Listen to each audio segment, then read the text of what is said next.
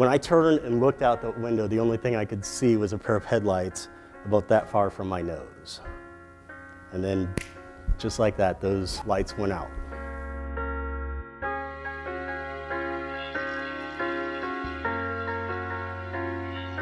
It seemed like these doctors were dancing around the dreaded B word, and I thought, gosh, if they can't say it, I'm gonna have to say it for them, and I wrote out, does this mean I'm blind? And the idea that this had been done by somebody else's choice took a back seat to just how much pain I was in.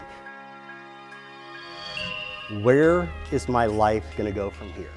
Tonight was definitely an eye-opener to just how things can change in an instant. How am I going to live with this profound disability?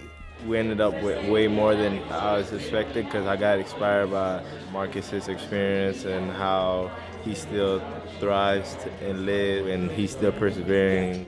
He's funny. He injects humor randomly in his story. Have any of you all ever been to a Halloween party with a bunch of blind people? So I walk in and people are walking around going, what are you? What are you? Wanting to have that sense of what it's like on the other end, I think it's so important to go and hear that message and take home a lesson that can be learned and taught to everyone else. I'm on death's doorstep. I could literally suffocate at any moment. And the only thing I am thinking as somebody takes a pair of scissors and slices down the right leg of my pants is, dude, this sucks. This is my favorite pair of Levi's. I am a poor college student. Somebody is going to be buying me a new pair of pants. He just stopped looking at the negatives and focused on the positive and went forward from then on. So I start thinking about what life might be like with one of these dogs. And I start thinking about 15, 20,000 students. Girls like dogs. I like girls. And you can probably see the little hamster wheel moving in my head up here. Like trying and not giving up is really powerful, because everybody going up and down in life, and sometimes we feel like all the hardship will stop us from trying. I'm not this blind guy Marcus, that I actually am a person who also happens to be blind, and I have abilities just like I did before. That at that moment in time, I started to see what I thought prior as my limitations might actually be my strengths.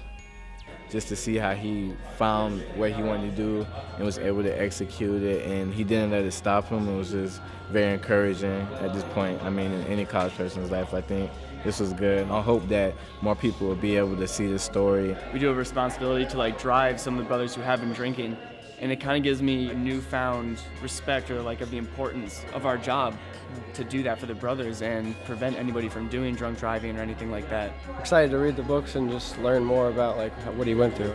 Negativity don't pull you through. And that spoke so much to me at that moment in time, as I realized I cannot look at all the negative things that have gone on. I've got to look at the positive things that I still have going on. He's happy, and you never would expect that. He still moved on, he still went to school. His story meant a lot to me. It's something that really relates to what I want to do. Go to an event like this to learn how to overcome obstacles and be a stronger person. The attitude that he has gives me energy to keep going in life, because if he doesn't make no excuse, why should I make an excuse?